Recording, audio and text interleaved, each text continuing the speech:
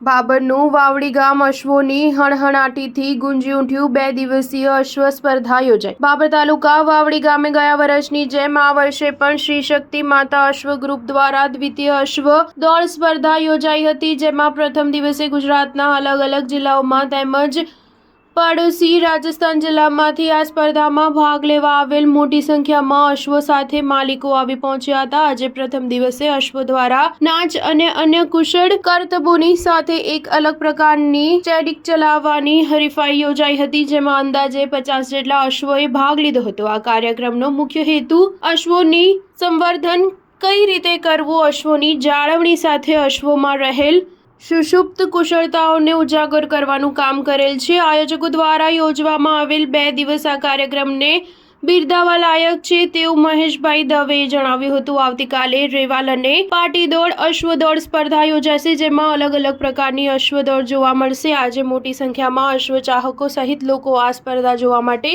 ઉમટી પડ્યા। Star news 7 Patan.